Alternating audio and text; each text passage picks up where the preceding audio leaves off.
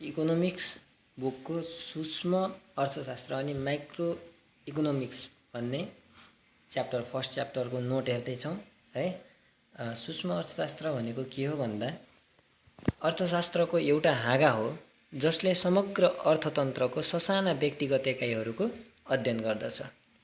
केही बिल्डिङले सूक्ष्म अर्थशास्त्रले कुनै एउटा परिवार व्यक्तिगत मूल्य, ज्याला, आम्दानी, व्यक्तिगत उद्योग र निर्दिष्ट वस्तुहरूको अध्ययन गर्दछ भनी सूक्ष्म अर्थशास्त्रलाई परिभाषित गरेका छन् है। अनि सूक्ष्म अर्थशास्त्रको अवधारणालाई अझै विरत रूपमा बुझ्नको लागि हामीले निम्न बुदाहरूलाई अध्ययन गर्दछौँ।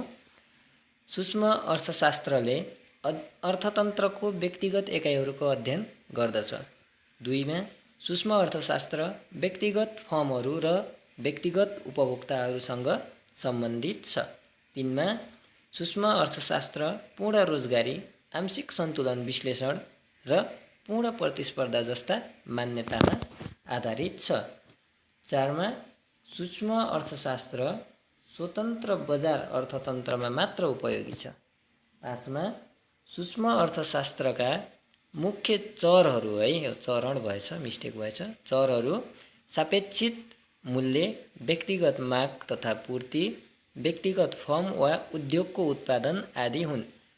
6 मा सूक्ष्म अर्थशास्त्रले वस्तु वा सेवाहरूको मूल्य कसरी निर्धारण हुन्छ भन्ने कुराको अध्ययन गर्ने भएकाले यसलाई मूल्य सिद्धान्त पनि भनिन्छ। 7 मा सूक्ष्म अर्थशास्त्रले सम्पूर्ण अर्थतन्त्रलाई अध्ययनको उद्देश्यले ससाना भागमा विभाजन गर्ने भएकोले यसलाई टुक्रे विधि पनि भनिन्छ। अब अर्को नेक्स्ट टपिक पढ्छौँ, सूक्ष्म अर्थशास्त्रको क्षेत्र, स्कोप अफ माइक्रो इकोनोमिक्स।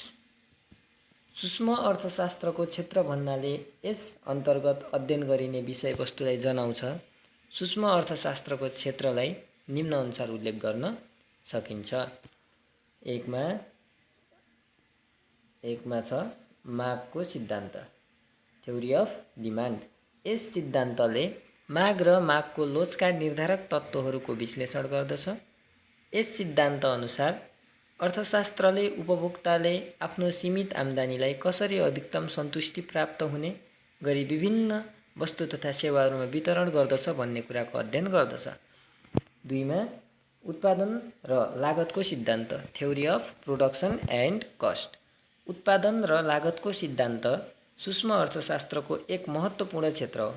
यस सिद्धान्तले साधनहरूको आदर्शतम बाँडफाँड गर्दा उत्पादकले देखाउने व्यवहारको बारेमा अध्ययन गर्नुका साथै उत्पादनका विभिन्न सिद्धान्तहरू जस्तै परिवर्तनशील उत्पादनको नियम, स्तर प्रतिफलको नियम र उत्पादनको न्यूनतम लागत संयोगको अध्ययन गर्दछ। 3 नम्बरमा छ वस्तुको मूल्य निर्धारणको सिद्धान्त, थ्योरी अफ प्रोडक्ट प्राइसिङ।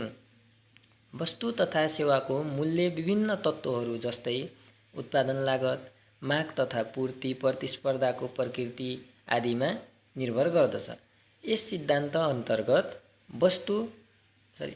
सूक्ष्म अर्थशास्त्रले माग र पूर्तिद्वारा कसरी वस्तु तथा सेवाको मूल्य निर्धारण हुन्छ र विभिन्न बजार संरचना जस्तै पूर्ण प्रतिस्पर्धा र अपूर्ण प्रतिस्पर्धा अन्तर्गत वस्तु तथा सेवाको मूल्य कसरी निर्धारण हुन्छ भन्ने कुराको अध्ययन तथा विश्लेषण गरिन्छ। साधनहरूको मूल्य निर्धारण, 4 मा छ थ्योरी अफ फ्याक्टर प्राइसिङ। यस अन्तर्गत उत्पादनका विभिन्न साधनहरू, भूमि, पुँजी, श्रम र सङ्गठनको मूल्य कसरी निर्धारण हुन्छ भन्ने कुराको विश्लेषण गरिन्छ। यी साधनहरूले उत्पादनमा सहयोग गरे बापत क्रमशः भूमिले लगान, पुँजीले ब्याज, श्रमले ज्याला र सङ्गठनले नाफा प्राप्त गर्दछन् र साधनको मूल्य निर्धारणको सिद्धान्तमा यी उत्पादनका साधनहरूको मौद्रिक प्राप्ति कसरी निर्धारण हुन्छ भन्ने बारे अध्ययन गरिन्छ। 5 नम्बरमा छ आर्थिक कल्याणको सिद्धान्त। यो सिद्धान्तले मानव जातिको आर्थिक उन्नति र कल्याणको बारेमा विश्लेषण गर्नुका साथै उपभोग, उत्पादन, विनिमय र वितरण जस्ता आर्थिक क्रियाकलापहरूमा कसरी दक्षता हासिल गर्न सकिन्छ भन्ने बारेमा पनि अध्ययन गर्दछ। अब अर्को छ यो च्याप्टरको यो पनि एउटा इम्पोर्टेन्ट टपिक नै हो, सूक्ष्म अर्थशास्त्रको प्रयोग तथा महत्त्व है, त्यो भनेको एउटै हो। ल फर्स्टमा छ अर्थतन्त्रको कार्यविधिबारे जानकारी लिन। सूक्ष्म अर्थशास्त्रले अर्थतन्त्रमा रहेका लाखौँ क्रेता र विक्रेताहरूले आफ्नो साधन र स्रोतको बाँडफाँड कसरी गर्दछन् भन्ने कुराको कार्यविधि तयार गरी अध्ययन गर्दछ। साथै यसको सहायताले वस्तुको मूल्य कसरी निर्धारण हुन्छ भन्ने तरिकाबारे बुझ्न सकिन्छ। 2 नम्बरमा छ आर्थिक नीति निर्माणमा सहयोगी। सूक्ष्म अर्थशास्त्रले अर्थशास्त्रका विभिन्न क्षेत्रहरूको विस्तार गर्ने क्रममा त्यस्ता क्षेत्रहरूमा रहेका विभिन्न समस्याहरूलाई औल्याएर उक्त क्षेत्रसँग सम्बन्धित नीतिहरू जस्तै कर नीति, व्यापार नीति, अनुदान नीति, मूल्य नीति आदि निर्माणमा सहयोग पुर्याउँछ। 3 नम्बरमा छ मानवीय व्यवहारको अध्ययन गर्न। सूक्ष्म अर्थशास्त्रका विभिन्न नियमहरू तथा सिद्धान्तहरू जस्तै सीमान्त उपयोगिता ह्रास नियम, प्रतिस्थापनको नियम, तटस्थ वक्र रेखा विश्लेषण आदिको सहयोगबाट मानिसका व्यावहारिक पक्षको अध्ययन तथा अनुसन्धान गर्न सकिन्छ। अब 4 नम्बरमा छ साधनहरूको आदर्शतम बाँडफाँडमा सहयोगी। सूक्ष्म अर्थशास्त्र अन्तर्गत मानिसका असीमित आवश्यकताहरू पूरा गर्न आवश्यक वस्तु तथा सेवाको उपभोग र उत्पादनमा कसरी सीमित साधनहरूको उचित बाँडफाँड गर्ने र उपभोक्तालाई कसरी अधिकतम सन्तुष्टि दिन सकिन्छ भन्ने कुराको राम्रोसँग विश्लेषण गरिन्छ। 5 नम्बरमा छ अन्तर्राष्ट्रिय व्यापारमा उपयोगी। सूक्ष्म अर्थशास्त्र अन्तर्राष्ट्रिय व्यापारको बारेमा बुझ्न र विदेशी व्यापारबाट हुने लाभ अनुमान गर्न ज्यादै उपयोगी छ। यसले वैदेशिक मुद्राको माग र पूर्तिको सहायताबाट विनिमय दर निर्धारण हुन्छ भन्ने कुराको अध्ययन तथा विश्लेषण गर्दछ। अब 6 नम्बरमा छ कल्याणकारी अर्थशास्त्रको आधार। कल्याणकारी अर्थशास्त्र उपभोक्ता, उत्पादक र सम्पूर्ण अर्थतन्त्रको कल्याणसँग सम्बन्धित छ। सूक्ष्म अर्थशास्त्रले सामाजिक र आर्थिक कल्याणमा कुनै प्रतिकूल असर नपर्ने गरी उपयुक्त कर पद्धति छनौट गर्न पनि सहयोग गर्दछ। कल्याणकारी अर्थशास्त्रको सम्पूर्ण संरचना पूर्ण प्रतिस्पर्धाको मूल्य सिद्धान्तका आधारमा बनेको छ। 7 नम्बरमा छ व्यावसायिक निर्णय लिनमा सहयोगी। सूक्ष्म अर्थशास्त्रले व्यावसायिक फर्महरूलाई उत्पादन सम्बन्धी योजना र व्यापार नीति निर्माणमा सहयोगी भूमिका निर्वाह गरी मागको पूर्वानुमान गर्न, लागत विश्लेषण गर्न, साधनको बाँडफाँड गर्न, मूल्य निर्धारण गर्न र उपयुक्त उत्पादन परिमाण निर्धारण गर्न सहयोग गर्दछ। 8 सकिया छ। अब यसपछि छ सूक्ष्म अर्थशास्त्रका सीमाहरू। यसलाई चाहिँ 1 नम्बरमा छ स्थिर विश्लेषण। सूक्ष्म अर्थशास्त्रका सिद्धान्तहरू अन्य कुराहरू यथावत रहेमा भन्ने मान्यतामा आधारित रहे पनि कुनै एउटा चरमा परिवर्तन हुँदा त्यसमा आधारित अन्य चरहरूको पनि परिवर्तन भइरहेको हुन्छ। त्यस्तो भए तापनि प्रायजसो यसलाई स्थिर मान्न सकिन्छ। 2 नम्बरमा छ गलत निष्कर्ष। सूक्ष्म अर्थशास्त्रले व्यक्तिगत एकाइहरूको अध्ययन गर्दछ। यसरी व्यक्तिगत एकाइको व्यवहारको आधारमा निकालिएको निष्कर्षहरू वृहत अर्थशास्त्रको दृष्टिकोणबाट हेर्दा गलत प्रमाणित हुन सक्दछन्। जस्तै कुनै एउटा व्यक्तिले बचत गर्नु उसको लागि राम्रो हो, तर सम्पूर्ण व्यक्तिहरूले बचत गर्नु राष्ट्रको अर्थतन्त्रको लागि हानिकारक हुन्छ। 3 नम्बरमा छ सीमित क्षेत्र। सूक्ष्म अर्थशास्त्रले अर्थतन्त्रका सीमित एकाइहरूको मात्र अध्ययन गर्दछ, जसको कारण विश्वभरमा देखिएका समस्याहरू गरिबी, बेरोजगारी, असमानता, मुद्रास्फीति, मौद्रिक नीति, वित्तीय नीति आदिको बारेमा अध्ययन गर्न सक्दैन। 4 नम्बरमा छ अवास्तविक मान्यता। सूक्ष्म अर्थशास्त्र पूर्ण रोजगार, पूर्ण प्रतिस्पर्धा र स्वतन्त्र अर्थव्यवस्था जस्ता अवास्तविक मान्यतामा आधारित छ, तर विश्वभरका कुनै पनि देशमा पूर्ण रोजगार र पूर्ण प्रतिस्पर्धा भएको हुँदैन। 5 नम्बरमा छ सरकारी भूमिकाको बेवास्ता। सूक्ष्म अर्थशास्त्र स्वतन्त्र अर्थव्यवस्थाको मान्यतामा आधारित छ, जसले गर्दा यसमा सरकारले आर्थिक गतिविधिहरूमा हस्तक्षेप गर्दैन। अब यो च्याप्टरको महत्त्वपूर्ण एकदम मेन एकदम मेन भन्दा पनि मेन टपिक छ व्यावसायिक अर्थशास्त्र, जसलाई बिजनेस इकोनोमिक्स भन्छ।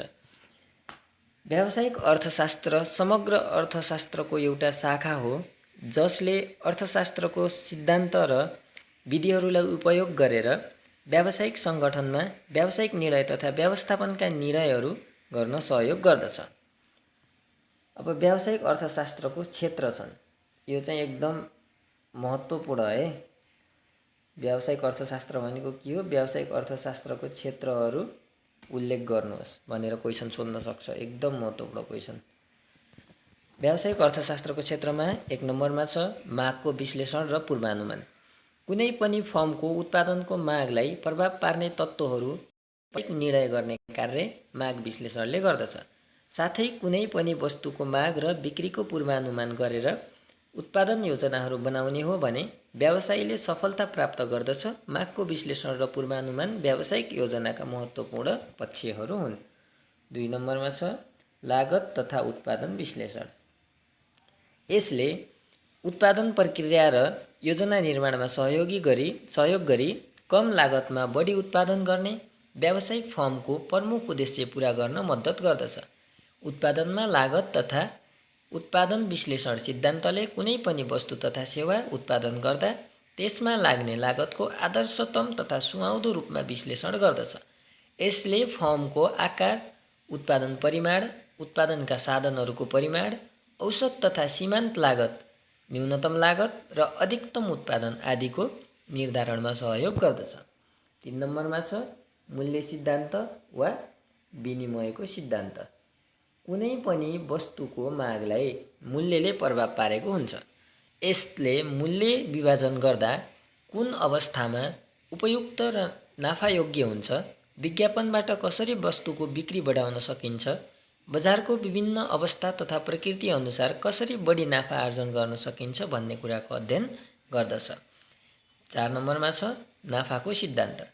कुनै पनि व्यवसायको मुख्य उद्देश्य बढी नाफा कमाउने भएकोले यसलाई विभिन्न किसिमका तत्त्वहरूले प्रभाव पारेका हुन्छन्, जस्तै वस्तुको मूल्य, उत्पादनका साधनहरूको मूल्य, प्रतिस्पर्धाको अवस्था, प्राविधिक अवस्थाका साथै आर्थिक, सामाजिक, राजनीतिक वातावरण र सरकारी नीतिमा भएको परिवर्तनले पनि प्रभाव पार्दछ।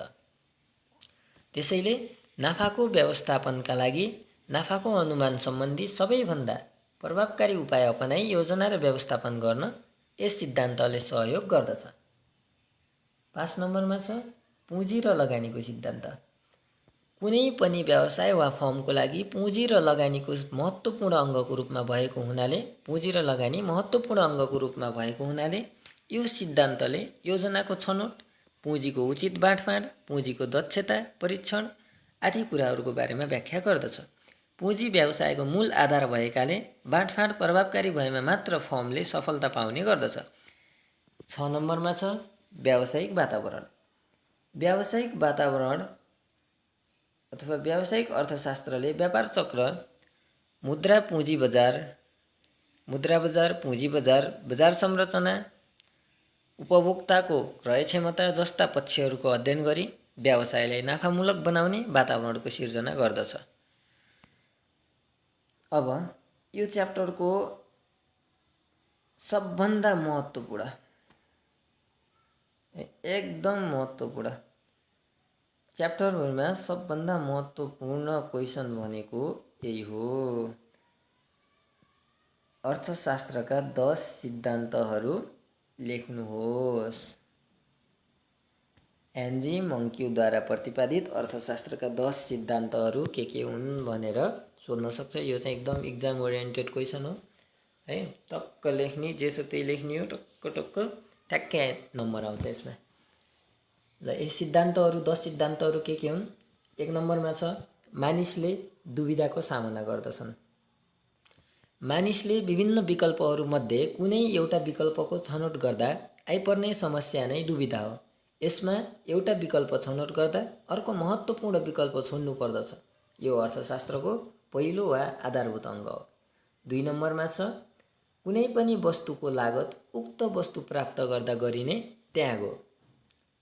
अर्थशास्त्रमा कुनै पनि निर्णय लिँदा त्यसका वैकल्पिक तरिका वा विकल्पहरूबाट प्राप्त हुने फाइदा र बेफाइदाको तुलना गरी एउटा विकल्प छाडी अर्को विकल्प अँगाल्दाको लागत पहिलो विकल्पको अवसर लागत हो।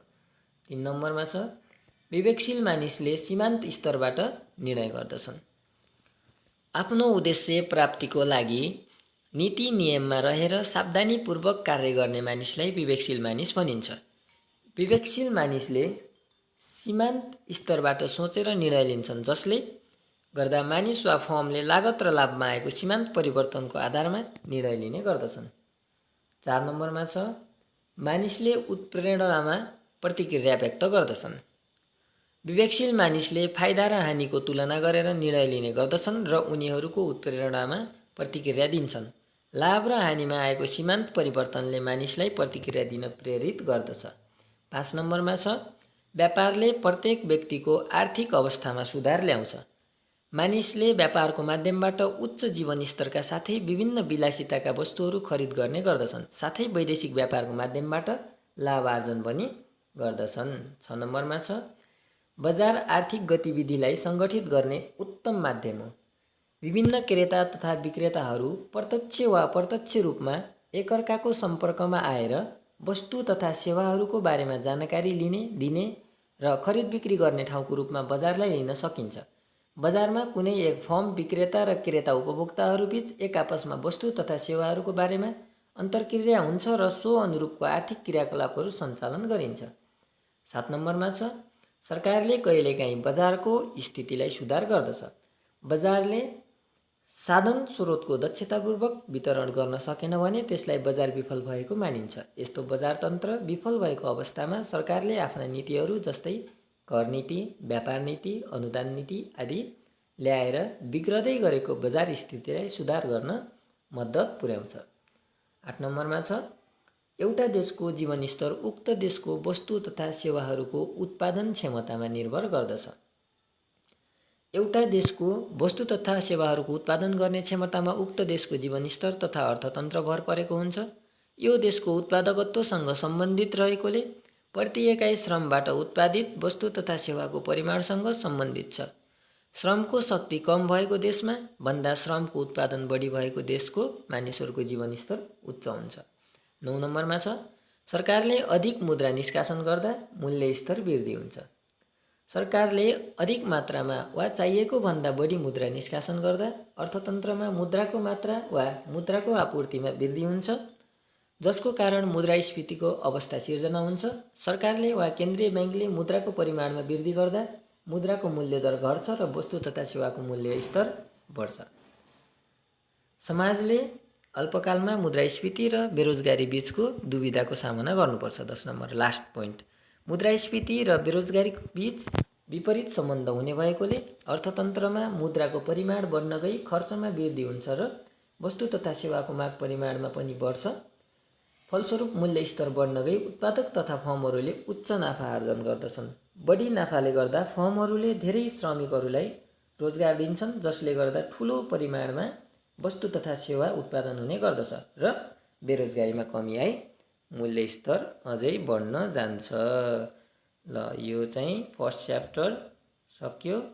Best of luck for your exam. अब नेक्स्ट च्याप्टरको हामीले नोट हेर्नेछौँ।